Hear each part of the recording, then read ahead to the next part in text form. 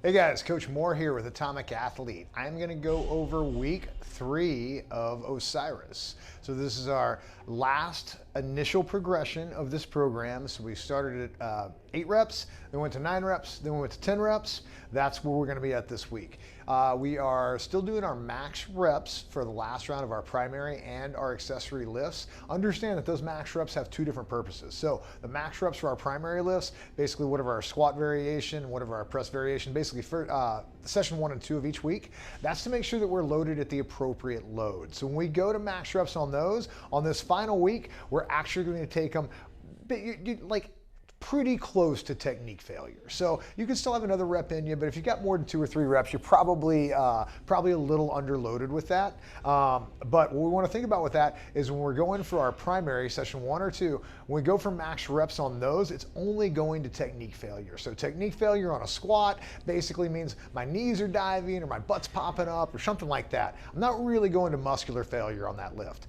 For press, my elbows flare, I'm getting kind of wonky on the bench press, whatever that kind of looks like. Same thing with the military press. Jake likes to call it taco necking when you're looking to the left or the right. But basically, as soon as we start to see a technique issue, that's when we're going to stop right there. Now, for the later sessions, session 3, 4, and 5, when we go for max reps, we're actually going to muscular failure. So the exercises that we're going for max rep muscular failure on are typically accessory exercises, very, very difficult to hurt yourself. So you can actually do what I call kind of bullshit reps. I would yell at you for doing these reps if we were trying to get heavy load or do anything like that, but we're just trying to take the muscle past a heavy point of fatigue. So for like the leg extensions, leg curls, some of the swing exercises, we're just going to that high level of fatigue. So as soon as you get that fatigue, then you can just call it right there. And we're not really worried about how many reps that you get on that one, because again, the load is not super important on those. It's just mostly just taking that, because it's an accessory exercise, it's always complementing the primary exercise. We're taking that accessory exercise and hopefully that muscle group to failure. Hopefully that's not confusing, but that's kind of what I want you guys to think about as we're moving forward through this.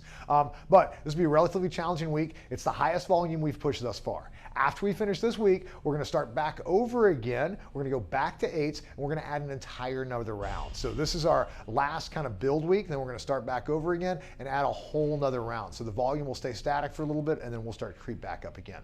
Now, you should be at set loads right now. Even though we're doing some different lifts, you should pretty much know by what it feels like by that second, third round if you are at that appropriate load. We got a pretty good idea of it right now. So we're not really trying to bump up in weight because we've got this volume progression. Rarely do I ever increase weight and volume. It just kind of burns the candle at both ends. Typically, if I do that, it is either a new athlete that is just getting stronger every single day, or it's an old veteran athlete that hasn't trained in a while. So if you're not neither of those things, if you're a guy that just typically like you get into your 3, 4, 5 days a week, you're probably pretty set at your loads.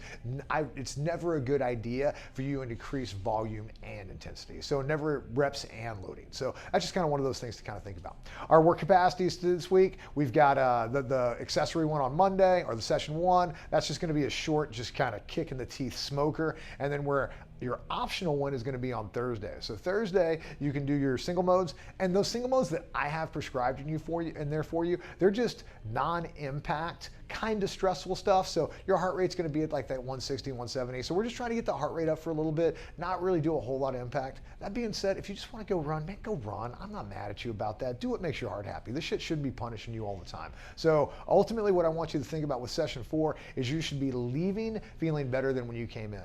The second part of session 4, when we drop, is going to be optional. So you can do the aerobic, or you can do 4 400s. Those 4 400s, it's about as hard as you want to make those. So for some of my guys, they just want to get better at running, they'll just do 4 400s. They got a quick mile in. For if you don't normally run, getting a mile in the middle of the week is great. If you want to push a little bit harder, again, you are more than welcome to, but keep in mind, you shouldn't be going so hard on Thursday that you have a bad session on Friday. So kind of the way we've been building this whole week, whole cycle all the way through, is Monday's really hard, Tuesday's pretty hard, Wednesday's not quite as hard but challenging, Thursday's downright easy, and then Friday's that like not real hard but challenging. So that's kind of how we get, like we're starting the week really hard, then we're kind of tapering through the middle end of the week. If you got questions about this cycle, anything like that, just holler at me, Todd, TOD at Atomic-Athlete. But hopefully you're enjoying this cycle. Get out there, train, be safe, have fun.